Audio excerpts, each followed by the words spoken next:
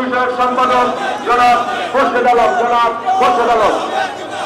এই দিবসে আমরা সকলে শ্রমিক আমরা উপস্থিত হয়েছি। ইনশাআল্লাহ সমাবেশে লোক ধরার মতো জায়গা নেই। দেশ পরিচালনায় বিএনপি সকলের মন জয় করে নিয়েছে। এবারে সমাবেশে স্বতঃস্ফূর্ত অংশগ্রহণ, আগেও যেমন লোক হয়েছে স্বাভাবিকভাবে এখন একটু বেশি হবে। এখন কিছু হাইব্রিডও আছে, কিন্তু আগের সমাবেশের ভিতরে দিয়ে একটা আনন্দ ছিল, এখনো আনন্দ আছে। আগে একটা আনন্দ ছিল, এখন আরেকটা আনন্দ। আগে মনে হতো সমাবেশ সফল করতেই হবে, আর এখনকার মনে হচ্ছে যে দায়িত্ববোধ থেকে সমাবেশ সফল করতে হবে। কিন্তু আগে ছিল জিয়া পরিবারের প্রতি কমিটমেন্ট। বিকাশ পেমেন্টে 10,000 টাকার বেশি অফার। শপিং চলছে তো, কঠোর পরিশ্রমের ভিতরে দিয়ে সফল করতে হবে এবং সকল বাধা বিপত্তিকে পেরিয়ে আমাদেরকে পল্টন ময়দান দখল নিতে হবে। এটা ছিল চিন্তাধারায়। এখন পল্টন ময়দানে আমরা সমাবেশ করতেছি, ইনশাআল্লাহ কোনো বাধা বিপত্তি নেই। দেশে গণতন্ত্র প্রতিষ্ঠা হচ্ছে।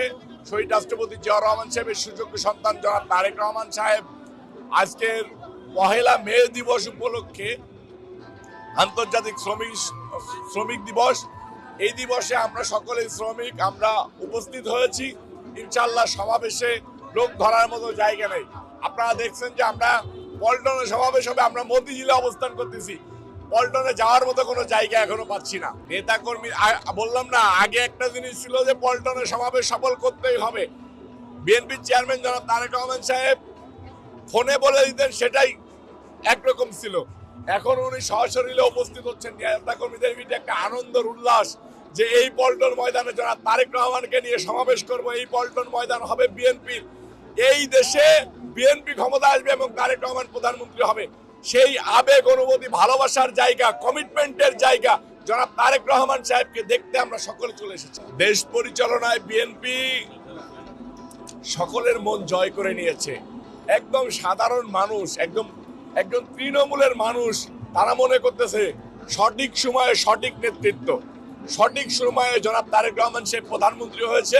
আল্লাহ পাক রব্বুল আলামিনের কাছে আমরা সকলে শুকরিয়া জানাই। আমরা একটু দূরে থেকেও হলেও আমাদের প্রিয় নেতা যেন সুরক্ষিত থাকে, আমাদের প্রিয় নেতার যেন প্রোটেকশনটা ঠিক থাকে, আমাদের প্রিয় নেতার যেন নিরাপত্তাটা ঠিক থাকে। এই কারণে আমরা নিজেরাই দূরে থেকে সমাবেশ সফল করতে চাই। নেতা কর্মীদের অবস্থান রাজপথে, নেতা কর্মীদের অবস্থান স্টেজে না, স্টেজের আশপাশে না।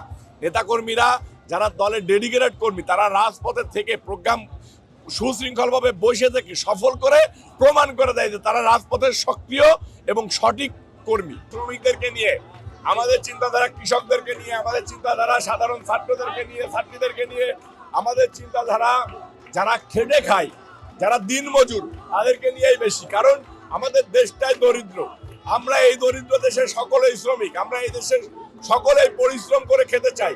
যে কারণে আমাদের চিন্তাধারাটাই থাকে একটা মানুষ যাতে সুস্থভাবে, সুন্দরভাবে পৃথিবীতে জীবনযাপন করে যেতে পারে। এটাই বিএনপির চিন্তাধারা, তারেক রহমান চিন্তাধারা।